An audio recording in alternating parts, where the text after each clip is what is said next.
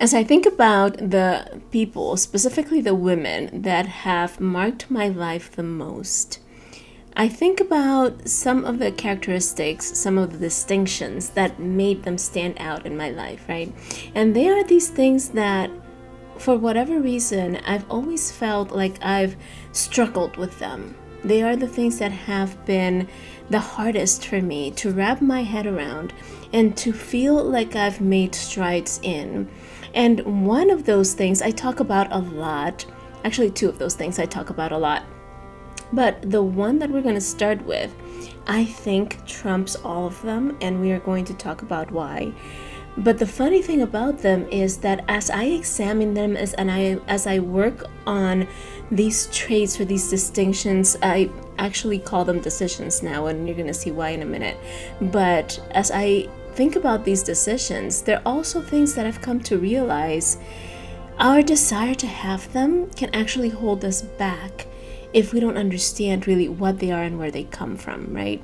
And they can be also, when you understand them and when you work on them the right way, they can be these liberating forces that take you to the other side when you can actually experience these emotions in the right way. And see, that's the thing about these three things that we're going to be talking about today. They can be examined or perceived as emotions. They can be seen as traits, or they can be seen as qualities. But most people approach them as these almost innate things that you're either born with or you're not, or as these lofty things that take forever to achieve and therefore can hold you back and keep you from achieving the things that you want to achieve. But what I would love for us to do today in the next 20 minutes or so is demystify these concepts, talk about what they really are, examine how we can perceive them, and then see what we can do in order to leverage them in the most positive and most productive way. I believe that these three concepts we're going to talk about, all of which begin with C, these three C's, are going to, once we understand them and once we tap into them, are going to help us understand how we lead ourselves in a different way, how we can elevate our lives to the next level and take the people we love and care about with us, and how we can advance farther and faster than we've ever thought possible just by committing to making these three things the clear, like what they really are, right? Making these three things what they really are and leveraging them in the right way to elevate our leadership, to elevate ourselves, how we manage our emotions, and how we work with the people around us. Are you ready to know what these three C's are and how to leverage them and use them to your advantage? Then stick around for this conversation of Sincerely Speaking. Hi, I'm your coach, Marcia Amaro, and I'm here to support you, to encourage you, and to help you take your life to that next level that you've been dreaming about. I'm here to help you reconnect with your calling, rediscover your true self, and step into the life, the business, the career, the relationships that you've been dreaming about.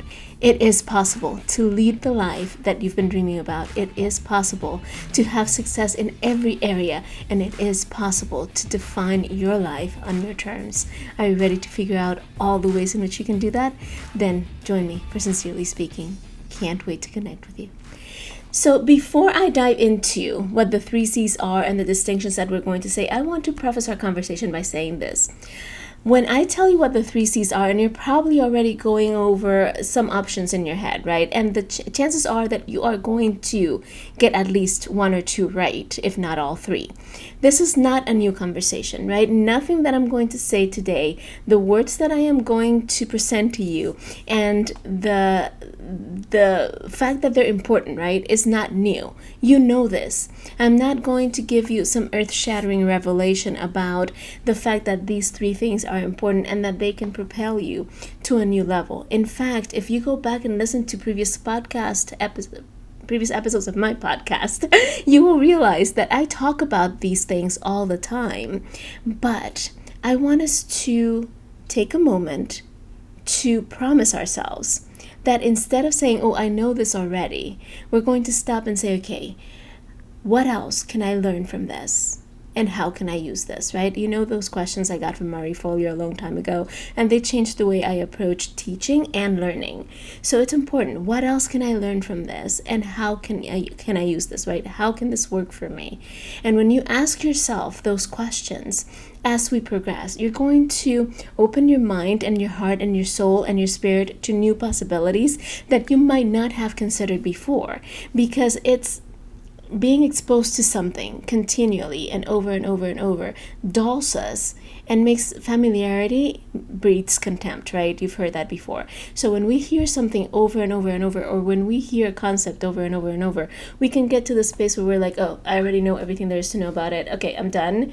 And we can block ourselves from experiencing amazing new transformational experiences, pardon the redundancy, right? Through this new understanding or this new way of seeing something that we thought we already knew. It's almost like it's kind of like when your kid, if you're a parent, becomes a teen, right? And you've been seeing this kid every day for 10, 12, 13 years, and then suddenly you take a look at them and they're completely different. And then when they turn 18 or 21 and they become adults, you do another double take and you're like, wait, that's the same kid that I've been seeing every day for all these years, but suddenly they look so different, right? So it's that same thing. Or like when you have a sibling that you grew up with your entire life, and then suddenly you each get married and you go your separate ways, and you reunite after a while and you see them in a new light. So it's the same thing with these concepts, and I want to invite you to open your eyes to the possibility that we might be looking at them from a slightly different approach today, because we're going to be busting some myths about it. And as we talk about these concepts, if you can make just one new distinction, one new tweak, that might just be enough to propel you to the next level and to help you use these concepts in ways that you have never considered or experienced before. Okay, so enough beating around the bush. Here are the three things that we're going to be talking about. We're going to be talking about clarity, we're going to be talking about confidence, and we're going to be talking about commitment. So clarity, confidence, and commitment. Now, you already know that I have a completely different view on confidence, and we're going to talk about why I'm bringing up confidence today in a minute. But before we get there, let's just go in order, right? So clarity. Clarity is fundamental. If we are not clear on where we want to go, what we really want, and why it is that we want it, all of our attempts to get somewhere are going to feel like we're in a maze, right? Like we are moving and going through different areas and going past walls and making turns, but we're not even sure if we are moving away from the center, back towards the center, if we're getting closer to an exit, or what's going on, right? So when we don't have clarity, it's kind of like getting in a car and in a strange place that you don't know and just drive, right? Or being dropped off in the middle of nowhere with no bearings, no compass, no map, no direction, and just walk and try to find your way. So when we're not clear, we end up wandering, right? And I've made this distinction before. Wandering for the sake of wandering, it's not going to get you anywhere. Like, it's fun to just wander for a little bit and discover things, but if you don't have time to waste, or if you are actually looking to achieve something, wandering is just going to keep you looping in circles. It's going to deplete your energy. It's going to use up your resources. It's not going to take you where you want to go. So clarity is going to help you streamline your decision making. It's going to help you figure out where your resources are best spent. And it's also going to, most importantly, help you understand whether the direction you're going down in, whether the direction you're taking, it's actually the direction you should be taking, right? The thing about clarity, though, is many people get paralyzed by the thought that they're not 100% clear. And that's the other extreme, right? Like, we either go at it just in a wandering mode, right? Not knowing anything, let's just go and we're just going to run with it and see where we land. Or we go to the other extreme and it's like, no, until I'm 100% clear, I'm not moving, I'm not budging, I'm not moving a muscle. Now, here's the thing about clarity. You don't need 100% crystal clear clarity in order to have direction, in order to move forward. All you need to know in order to be clear is where you're starting and the destination that you want to get to. That's really all you need to know. See, people want to know the origin, the destination, every single step along the way, all the obstacles they're going to encounter, how many times they're going to have to stop for gas, like every detail related to the journey. And that is what becomes paralyzing, because then it's too much to handle. But as long as you know where you're at and where you want to go, and you're really clear on the fact that that's where you want to go, right? Like, that's the one thing that I would tell you, get as clear as you can on it. And you're still never going to be 100% clear. But if you know that the destination you want is this, then anything else that happens along the way is not going to matter as much. As long as you know where you're starting from and where you want to get to, and you can see that there is a way to get there, you can figure everything else out. It's kind of like when you set your GPS to go from here to wherever you want to go. Like, I live in Florida. Let's say I'm going from Florida to New York, right? I set the GPS and I start going. Now, that trip from Florida to New York is, from where I live to New York, is over 24 hours, right? So chances are that as I'm going, following the GPS, at some point there might be an accident, or there might be a traffic jam, or there might be some weather that's unexpected. And the GPS might suggest other routes. I can take the other route and still get to New York.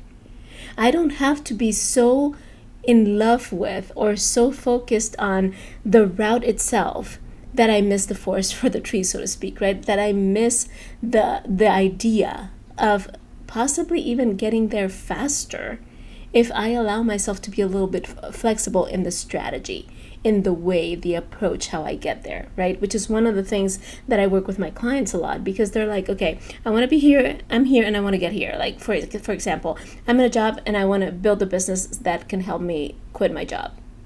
Wonderful, I can help you do that. But a lot of them are like, no, but I want to do it exactly like so-and-so did it. And I need to have this and have this and have that. And, well, do you like that? Does that resonate with you? Does that make sense to you, to who you are? Then why are you insisting on, oh, because that's the path?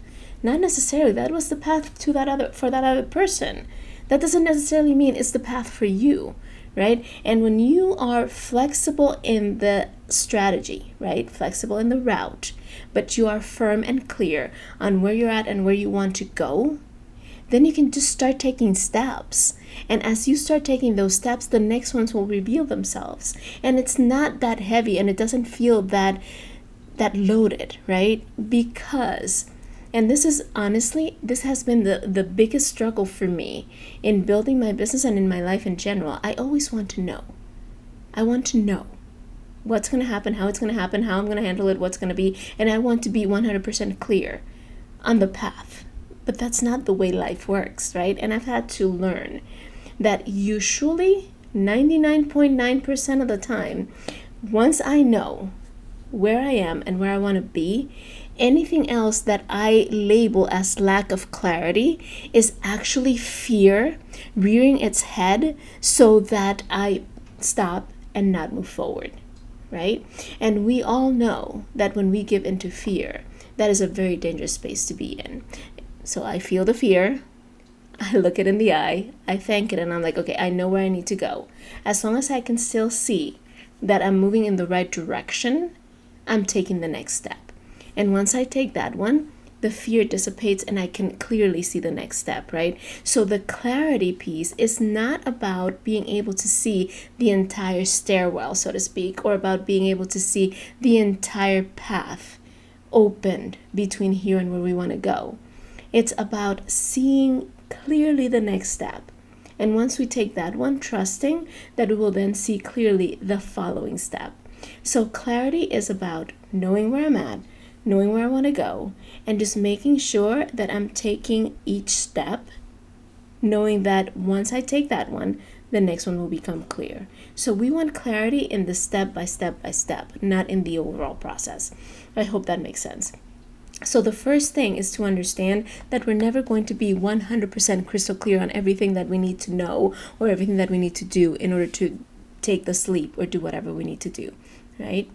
It's about trusting that once I know where I'm at and I'm clear on where I want to go, what my final destination is, then each new step will reveal the next step to take, right? The second thing is confidence. And confidence, I talk about a whole lot. There's plenty of episodes on confidence. And you can just scroll through and find them. If you don't see them, if you're watching on YouTube and you don't see them, it's because I started posting my podcast on YouTube not too long ago. But you can go to any podcast platform, find Sincerely Speaking, and go back. And you're going to see that I've been talking about confidence for a really long time. And here's what I'm going to tell you. Confidence is not a prerequisite, it's a result. And I talk about this all the time. So when we're looking at confidence, most of the time, what we really need or what we really want is not confidence at all. Because confidence comes after we prove to ourselves or we show ourselves that we have the capability of doing the thing that we want to do, right? So confidence comes after developing or building the skill or the competence that we need in order to do the thing, and after doing the thing so that we can look back and say, well, if I did it, then I can do it again, right? So confidence doesn't come before the thing. Confidence is the result of the thing. I hope that made sense. But most of the time when people talk about, I'm sorry if that noise bugged you, my mic was about to fall. But most of the time when people talk about confidence in order to achieve or in order to lead themselves into a new level or to do whatever it is that they need to do, what they're looking for is an emotion or a feeling. What they're looking for is that sensation in their body that allows them to feel like they believe they can do whatever it is that is in front of them, or like whatever is in front of them is going to turn out okay. Right? So when you are looking for confidence, what most of us are really looking for is certainty or assurance. And that feeling that it generates inside of us when we feel certain or assured, right? So it's this comfort, it's this ease, it's this feeling in our body that we're almost energized to move forward. That is what we're really looking for. And I'm here to tell you, you can actually generate that. You can engineer feeling that way by doing 3 quick things. Shift your focus, shift the frame, and shift your physiology. If you can do those 3 quick shifts, you're going to experience the sensations that we normally attach to feeling confident without necessarily having to go through the process of what actually builds true confidence, all right? So what does that look like? Let's say that I want to speak in front of a large group of people and I'm feeling nervous, right? That feeling of anxiety or nervousness does not align with feeling the experience of confidence, right? The emotion of confidence in your body. So the very first thing I need to do is shift my focus so that I can shift that sensation. And the shift in the focus is about understanding that this thing that I'm doing, there's a reason why I'm doing it. That's why they keep telling you, know your why, know your why, know your why. Because if you know that there's a reason why you're doing it, and 99.9% of the time for most people, those reasons are have more to do with others and with helping others than with helping themselves, then we can start looking outward and change and shift that focus outside of us and onto the people that we're going to help, onto the people that we're there to serve, and onto the outcome that we know we can produce for them, right? Because most of us will do more for others than we do for ourselves. So if we shift our focus and we stop thinking so much about how are we going to look, what are they going to think about us, what are we going to do, then, and we start thinking about the other people and how they're going to benefit, how they're going to grow, how they're going to get better, then that will instantly shift and change my sensation in my body from one of uncertainty and nervousness to one of feeling that energy or that excitement or that emotion that we typically associate with confidence. I hope that's making sense, right? So once we shift the focus, then the other thing that we get to do is shift the frame. Now, have you ever had the experience of taking a picture or an image, a print, something that is either just the plain print or is in an inexpensive frame that maybe it came with, or that you got just to make ends meet until you could get a better one, and it's just this simple frame or no frame at all, and then you go and you get a nice, expensive, luxurious looking frame, and you put that same picture, that same print in that new wonderful looking frame, and suddenly the entire image changes. Suddenly the entire picture or print takes on new life, and it looks like a completely different image. Have you had that experience? Well, that's the same idea with frames when it comes to what we're talking about, when it comes to our conversation, right? When we experience any kind of emotion, and this is general, but right now we're talking about that nervousness turned into confidence, right? When we experience any kind of emotion, the sensations in our body are tricky, because when we really stop to think about it, the sensation that I feel, for example, when I'm nervous, which is butterflies in my stomach, maybe I get a little clammy and I start sweating or my heart beats fast, is the exact same sensations that I feel in my body when I'm excited, when I'm in anticipation, when I'm in expectation, in a good way, right? So we can choose which one of these two emotions or labels we're going to attach to the sensations in our body. And that is what changing the frame means. Is instead of putting on this frame that makes the image look cheap and just not that attractive, then let's put this frame on that makes it look luxurious and expensive and wonderful, right? So instead of feeling the butterflies and all these things that I just mentioned and saying, oh, I'm anxious or I'm nervous, say, ooh, I am so excited. And just shift the frame. And you say, well, Marcy, it's really not that easy because what I'm feeling really is anxiety. Well, is it? Is it really? Whatever meaning we attach to the experiences in our body and the thoughts in our mind, it's a choice that we're making. It's made up anyway.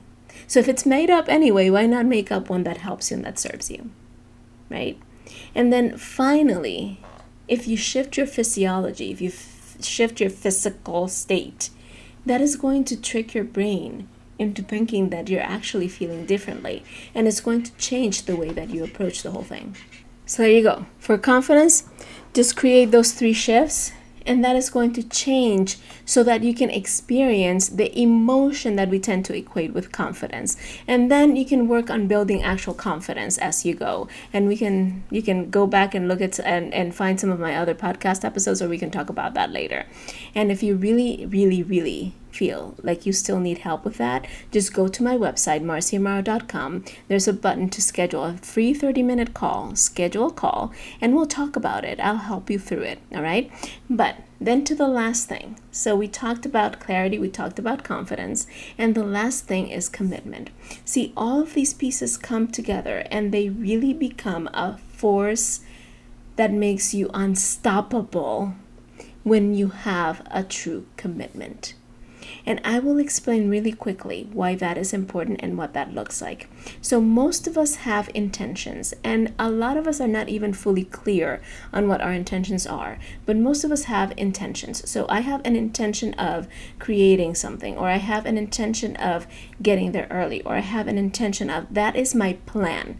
That's basically what intention is your plan, is what you are planning to do and what you are thinking you're going to do, right? And nobody has an intention while in the back of their mind thinking, well, I'm going to say that this is what I want to do, but really, I'm not going to do it at all. That's not what we do. But when we are simply in the intention, in the plan stage, that's what I plan to do. That's what my intention is. Unless we add commitment to it, right?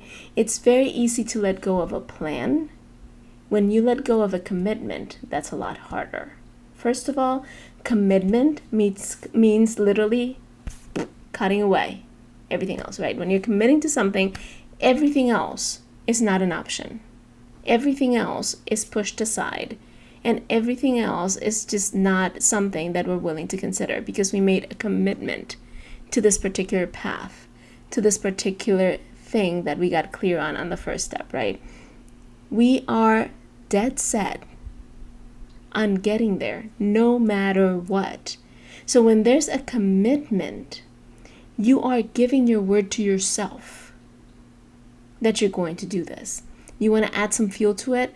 Tell some really close people to you, okay, this is what I'm committed to doing. If I don't do it, you hold me to the fire. You make sure that I move my butt and that I get in gear and do the thing that I said I was going to do, right? But when there's true commitment, then you don't take your own excuses. Then you don't buy into your own negative role of chatter in your head, and you don't allow any external forces to influence your moving forward, right? Commitment looks like being in the middle of a storm, seeing the lighthouse at the end, right over there where the land is, and just focusing on that light no matter what comes at you. That's what commitment looks like. It's knowing that if you don't make it to that light, you are dying. So you're gonna make it to that light. No matter what happens, no matter how many thunder rolls you hear, no matter how many rocks hit your boat, no matter how many holes you get in your boat, you're getting there because that's your lifeline, right? So when you're really committed, you're not letting anything get in the way. You're getting there. And you might be saying, Marcia, you're being so tragic. But let me tell you this. And when I truly understood this, it completely changed my life. And it's not that I'm perfect. I'm still working on all these things, right? I still struggle with all these things. But when I understood what I'm about to tell you, there was such a shift in the way I do things that I'm completely different because of understanding this, right? And here's what it is. Every time you break a commitment with yourself, you're killing a part of you. I'll say it again. Every time you break a commitment with yourself, you are killing a part of yourself. Because every time you break a commitment to yourself, what you're telling yourself is that you can't be trusted. And when you don't trust yourself, then all the other things that we've been talking about, that sensation of confidence, that ability to set clear paths and to know where you are and where you want to go, the ability to build relationships, the ability to learn new skills and do things in a way that is powerful and impactful, everything else that you're trying to build is going to be increasingly more difficult, right? When you do not trust yourself. And so when you start distrusting your own word, when you don't trust yourself to do the thing you say you're going to do, what is going to end up happening is that you're going to give up trying. And those dreams start dying. And with them, a part of you dies as well. So commitment. Remember that image of the lighthouse. I love lighthouses. They are my favorite thing in the world to look at, really, other than my kids. Because they remind me of two very important things. One, there is a light that guides me. And for me, that's God, right? So every time I look at a lighthouse, I know that God is doing the same thing. He's lighting a path for me. He's illuminating the way home, even if I can't see everything else. So it reminds me of that. And it also reminds me of the fact that in any situation, when I make a commitment, my commitment is my lighthouse. And I'm going to encounter storms, and I'm going to have the winds blowing, and I'm going to have the rocks coming my way, and I'm going to have the wind, the thunder and the lightning and all these other things happening. But I am making it to that light, no matter what, because that's where my salvation is. That is where my life rests. That is where I emerge at the other side victorious, right? So we need to re-examine the thoughts that we have around these three concepts, I believe, because I believe that there are going to be some major shifts happening in the marketplace, in the world, in our country, that are going to demand of us, and they're already happening, right? They're going to demand of us that we are the person that can lead ourselves and the people that rely on us to the other side, victorious, right? To get to that lighthouse, get to shore, in spite of the storm and everything else that is happening. So I invite you today, and this is like a really important invitation. I think I feel more passionate about this invitation than most of the invitations I've made in the past 3 years of having this podcast. But the invitation is to step into your clarity, do everything that you need to do to generate that sensation, that emotion, that feeling of confidence in you, but mostly make the commitment that you're going to, no matter what, get to that destination that you know in your heart is the destination that you need to get to, so that you can, in fact, bring yourself and everybody you are leading towards that shore, towards that new land that is going to lead them to salvation. And I don't say that lightly. It is that time, right? And if you need help figuring any of this out, if you are listening to this going, okay, Marcy, I know you're right. I know there's a shift in the world. I know there's things that I get to do, but I am just not sure about what that is for me or how to get started. Or if you are simply feeling so overwhelmed, burned out, and tired that you can't take another step, or if you know that there's a calling upon your life, you know that there's something that you're meant to do in this world, and you know it's high time you got started doing it, then go to marcyamaro.com, click that button at the top that says schedule my free 30-minute path paving call, and let's get together and let's talk, let's chat. And if it makes sense, I might invite you to join me in one of my programs, but there's really no obligation. It's all about making sure that you know what your next step is, so that once you take that one, the next one will become clearer, and you will continue your progress towards that light, that commitment, that destination. All right. I send you a lot of love, a lot of kisses, a lot of just great emotion so that you can move forward. I believe in you, and I know you and I together can change the world. So until next time, I'm Marcy Amaro. This has been Sincerely Speaking. Share this with someone you love. See you soon. Bye.